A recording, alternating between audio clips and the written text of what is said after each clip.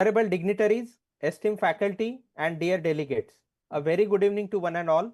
I, Dr. Rishikesh, feel privileged to welcome you all on the behalf of the entire team at MKO Pharmaceuticals. We at MKO are proud to present Cardio Colloquium, our highly acknowledged scientific program dedicated to explore the multifaceted landscape of cardiology. This program serves as a bridge between knowledge and practical application, aimed at equipping us with the tools needed to enhance the lives of those affected with the cardiac diseases. I take this opportunity to extend a warm welcome to our respected moderator, Dr. Vinit Jain sir. Sir is Director of Cardiology at Medipulse Hospital and Vyas Medicity Hospital, Jodhpur. Formerly Professor of Cardiology at Dr. S.N. Medical College, Jodhpur. Sir was pioneer in setting up interventional cardiology and DM course at Dr. S.N. Medical College, Jodhpur. Sir has performed more than 20,000 angiographies, 5,000 angioplasties and 500 pacemaker implantations independently, and he has also worked in the implantation. Sir is also recipient of Veer Durgadas Rathod Award for Excellence in Healthcare Service in 2009. Sir has participated as moderator and chairperson in many national and international conferences in interventional cardiology. His specific areas of interest are complex coronary interventions, including left main PCI, bifurcation PCI, and CTO. Thank you, sir, for joining today. It is an honor for me to introduce our expert panelists for today. We'll have Dr. Harshal Pamecha, sir, who is consultant interventional cardiologist at Pamecha Heart Clinic, Ujjain.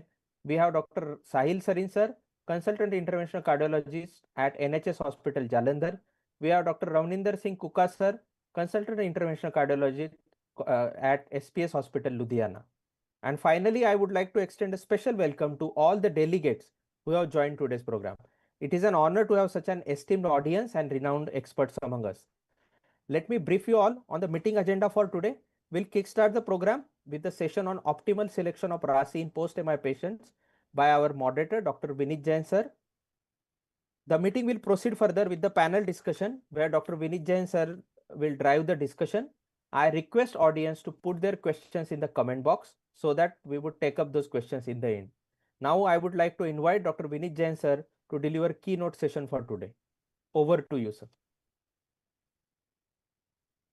Thank you, Dr. Rishikesh, for that kind introduction. And I welcome you all on this session of RAS inhibitors. And as you know, renin-angiotensin inhibitors, previously ramipril or ACE inhibitors were considered to be the gold standard of treatment in heart failure. Nowadays, ARNI has taken over, and we'll be discussing about the evidence of using both ACE inhibitors and ARNI and also ARBs with the special reference to acute MI. So that will be the topic of discussion today. So to start with, let me share my slides.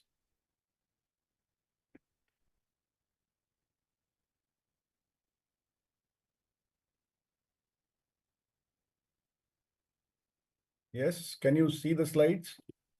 Yes, sir. Slides are visible? Yes, sir. Okay.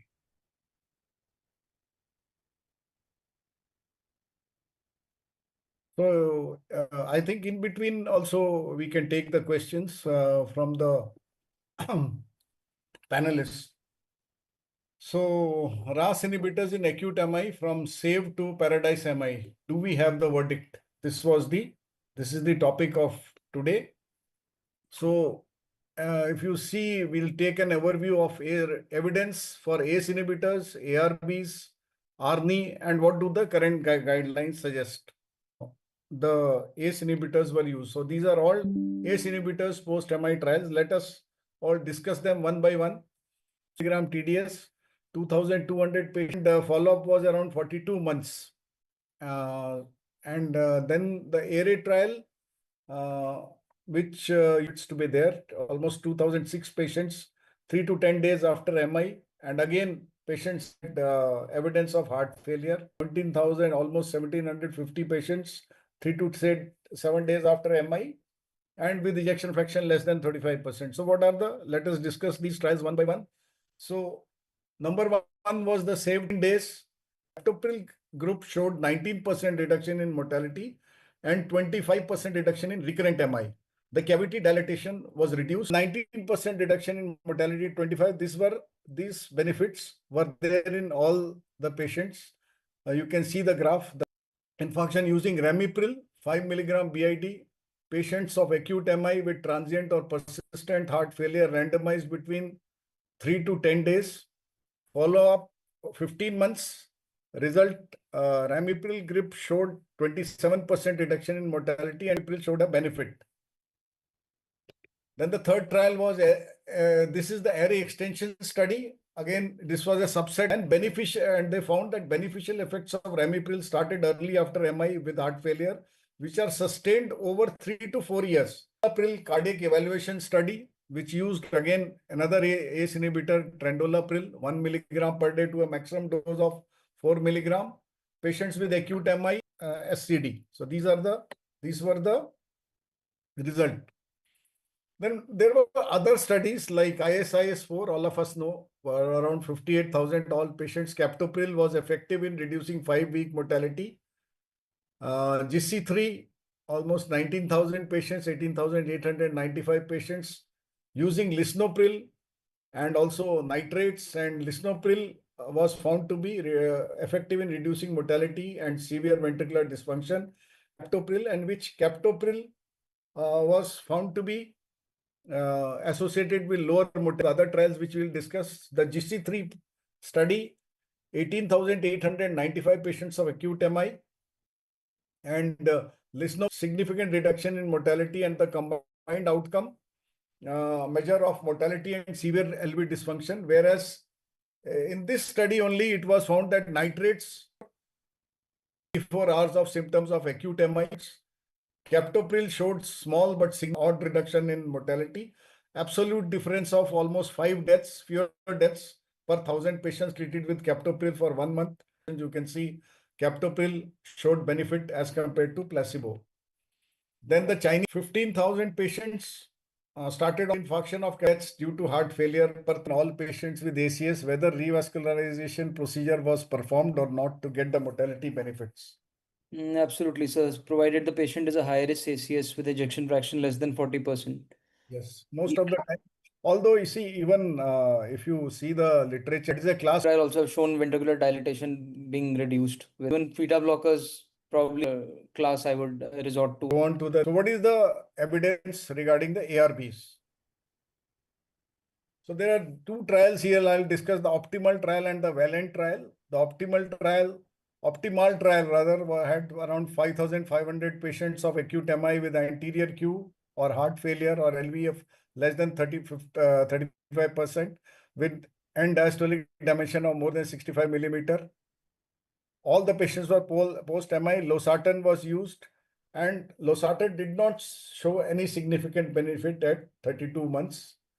Then the Valiant trial, 9,800 patients of acute MI, LVF less than 40%. Again, post-MI patients with valsartan was used, but no difference was found at 24.7 months. In the optimal trial with losartan, there was a non-significant difference in the total mortality. It was captopril was also one of the drugs, but there was a non-significant difference in total mortality in favor of captopril, and losartan was not found to be beneficial. ACE inhibitors should always remain the first choice of treatment in patients after complicated MI. So that was even today, this guideline holds that if you have to choose between ACE inhibitors and ARBs, it is the ACE inhibitors which are the first drugs to be, which have to be given. Then the Valiant trial, valsartan in acute MI. Valsartan in this trial, there were 3 groups. That was the captopril, valsartan, and valsartan plus captopril. And the results were that mortality from any cause and cause-specific mortality was similar in 3 groups. The rate of secondary endpoint of death from cardiovascular causes, recurrent MI, or hospitalization from heart failure was similar in all the 3 groups. Valsartan did not show much benefit. So if you have a patient of ACE inhibitor ARB who was receiving ARB for hypertension, and he has an MI, would you switch the patient to an ACE inhibitor given the evidence? This question is directed towards Dr. Harshal. Kindly, would you like to give your opinion on this?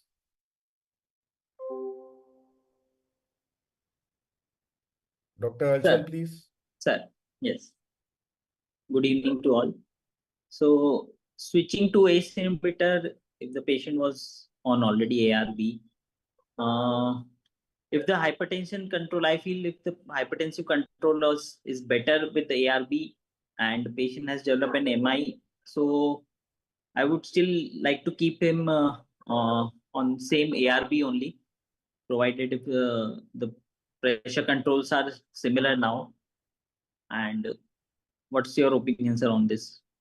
Sir, actually, that's what I was saying. See, the answer is if you have to think about giving an ACE inhibitor or ARB, it is always the ACE inhibitor which is the first choice, because bradykinin, which is there, which is one of the byproducts of ACE inhibitor, has a beneficial effect as regards as the cardiovascular events are concerned, and that is the same thing which causes the cough. It is the same chemical which causes the cough, but it has got the beneficial effect. And most of the trials have shown that if you give ACE inhibitor, the ACE inhibitor after MI, the ACE inhibitor has better effects, as we discussed previously also, than the ARB. Yeah. But the only problem is that ACE inhibitor, there is a problem of cough, and it is quite common. Although in the literature, if you ask me, the literature says only 2% or 10%, 8%, but I think in my own practice, it is not less than 30 to 40% incidence of cough. And sometimes it is so troubling that you have to stop the drug. So that is one of the problems with ACE inhibitor. Otherwise, my first choice will always be ACE inhibitor rather than an ARB for patients who have acute MI. The question is that if he has MI and if he is receiving ARBs, then it is technically, yes, you can say that many times, you don't switch over because he's already controlled. He's receiving the and he's already comfortable with the drug. That is one of the arguments you can say that, yes, I'll continue with this. But evidence-wise, ACE inhibitor will be better. So that is my comment on that. I don't think we don't have time. If we have time, we can discuss this later on also. So meanwhile, I switch over to the next slide. So the third is regarding ARNI. Now, what evidence? ARNI, is a new, the newer drug in heart failure, not the newer drug. It has been there for around 8 years now, but it has taken over from other drugs, and the beneficial effects of ARNI are well known. In clinical practice also, it has shown a very promising result. So here we'll be discussing what is the evidence of ARNI. If you compare ARNI with the ACE inhibitor, then is ARNI beneficial or is the result almost the same? So that we'll be discussing in the next few slides. So this is the Paradise MI trial published in NEJM, and this was to compare ARNI following acute MI with ACE inhibitor. Physical instability, EGFR less than 30. Patients were randomized to sacubitril/valsartan, almost 2,830 patients, and ramipril development of heart failure. The development of heart failure. The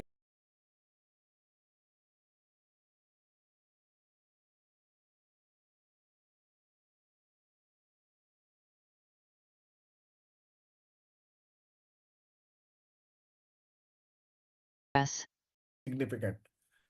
This will come later more.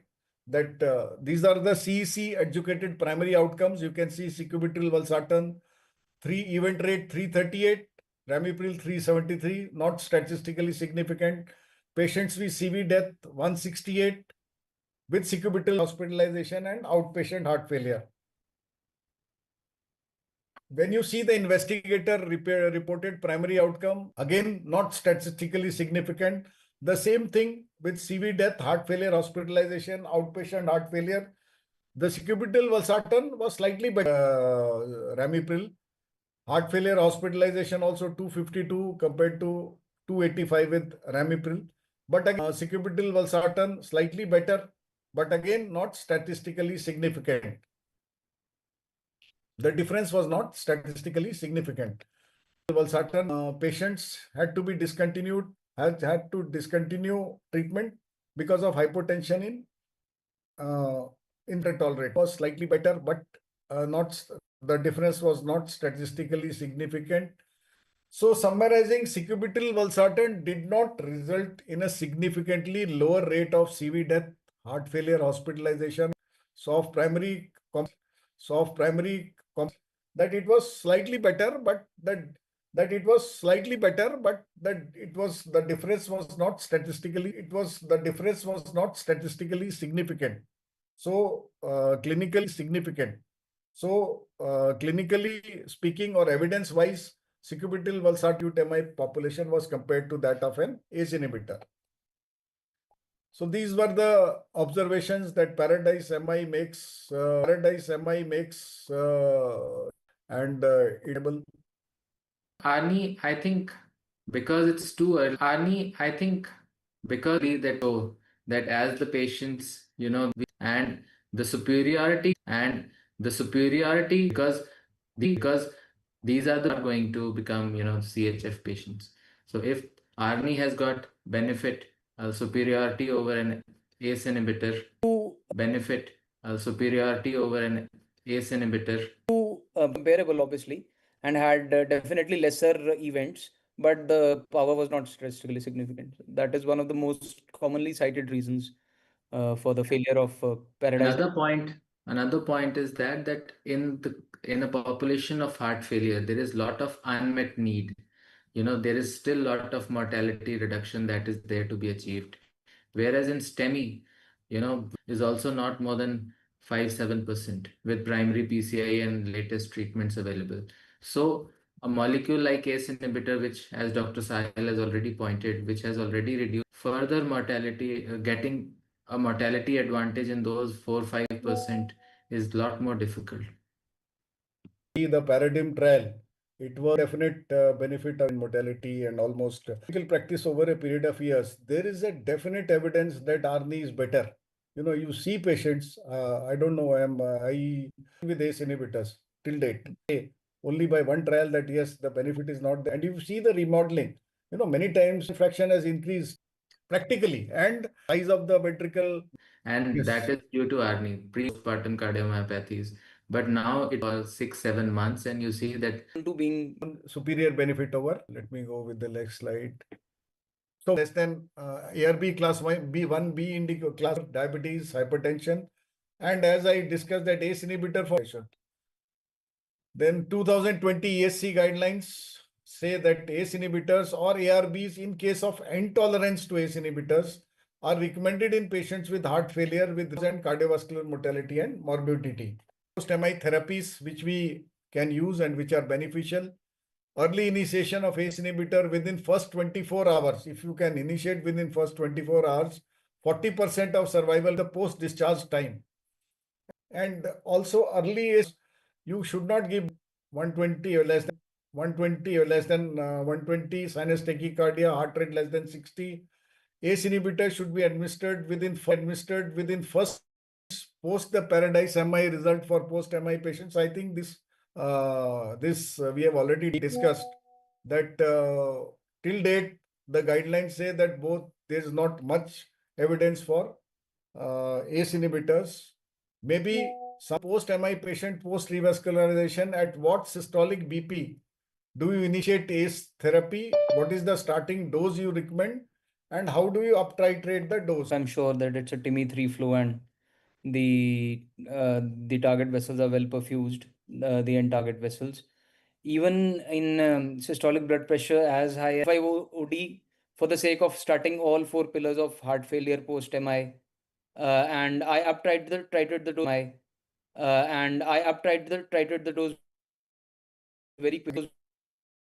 Again, different ACE inhibitors have different, although it is a class effect, but some ACE inhibitor captopril, and showing ramipril, it showed the ramipril. So ramipril is showing ramipril, it showed the captopril. That ramipril may be a preferred ACE inhibitor in elderly, and ramipril to decide between initiating. Again, the answer is morbidity, especially heart failure, or patient has acute MI, or he is a CVD. It is ACE inhibitor which is found to have better effects. But the problem, as I said, was the cough part. The literature does not discuss about this, and the incidence which is given in the literature is very less, 2 to 8%. But let me tell you, in practical, when you do it practically, you have to be very careful when you give ACE inhibitors. I have seen patients who come with chronic cough, who have shown to 4 physicians, having bad cough for 6 months, 8 months, not being diagnosed because nobody took the history properly, having taken so many antibiotics, and you just see that the patient is on ACE inhibitor, stop the ACE inhibitor, and the patient is all right in 15 days. That is one of the, otherwise, definitely ACE inhibitor scores over ARBs. Then the second question is, do you believe current hypertension guidelines sufficiently differentiate between ACE inhibitor and high risk group? Again, the same thing. It's the same thing.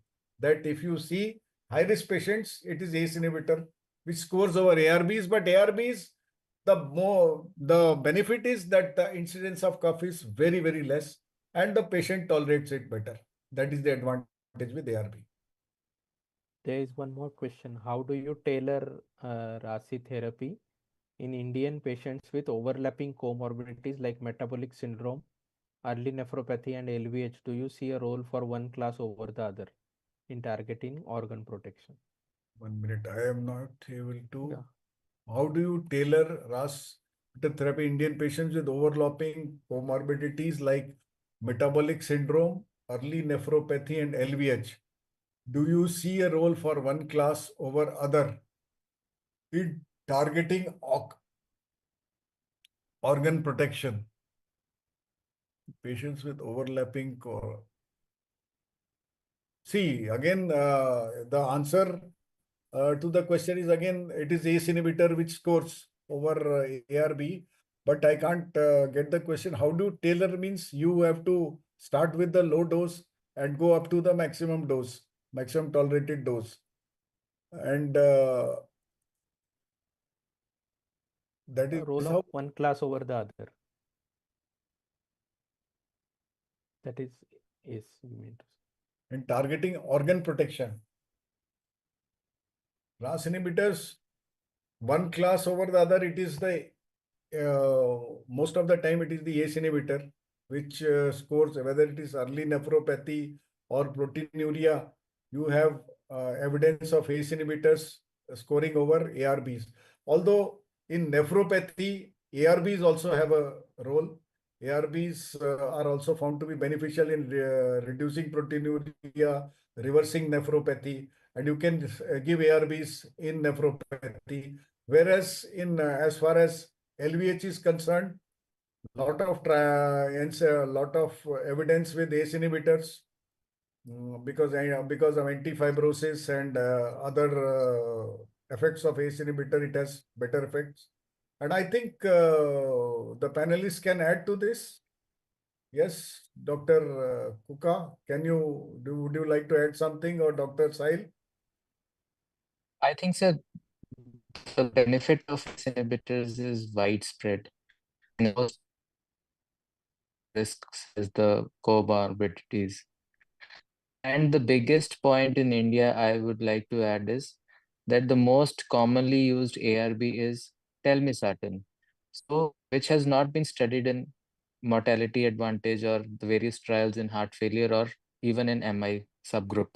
So, whereas the ACE inhibitors such as ramipril or enalapril, they have got so much robust data in heart failure mortality advantage as well as in acute MI settings also. Whereas in India, 90% of the patients are on telmisartan. The ARB of choice of India is telmisartan. Very few subset of patients are on valsartan or losartan. So, and the data in heart failure and and acute MI is not there in this molecule. So I think ACE inhibitor is the go-to molecule when you're comparing it with an ARB in heart failure as well as acute MI setting. Right. ACE inhibitor, heart failure, of course, ARNI is the first choice now. ACE inhibitor, I think, has been relegated to a second place. If a Yes, heart sir, failure, definitely. HFrEF, I'm talking of HFrEF, not HFpEF. HFrEF, ARNI is the drug of choice, whereas maybe in the future you may have some more evidence, but till date, yes. And ACE inhibitor, otherwise, you use ACE inhibitor as the first drug. And ARBs, most of the time you see the guidelines, ARBs are to be given if the ACE inhibitor is not tolerated. And that is almost 30 to 50% of the patients don't tolerate. 30% at least I'll say will not tolerate ACE inhibitor. You have to shift to ARBs. Okay. So I just request you to give concluding remarks, then I'll go for vote of thanks. So I think the we had a lively discussion regarding ACE inhibitor, regarding evidence. I think it was required also that ACE inhibitor, if you regarding the current evidence, what do you use if you have a post-MI patient with LVEF less than 40% or with heart failure?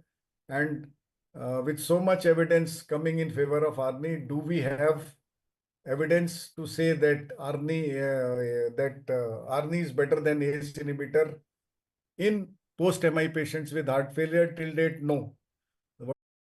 That in future, maybe something more may come up, but till date, you can give either of the two. I'll say either of the two because ARNI also you can use because it is statistically significant. And it was, I think, the comments from the panelists were very useful. And it was a learning session. And I think everyone will benefit from that. And thanks to MCure and thanks to the panelists for taking out time for this meeting. And I felt that I feel that this will benefit everyone. Thank you very much. Thank you, sir. Thank you. So we are nearly at the finish line, but before we conclude, let's express our gratitude to all those who made this scientific program possible, and driving the interest. Sir and Dr. Ravninder Singh Kukal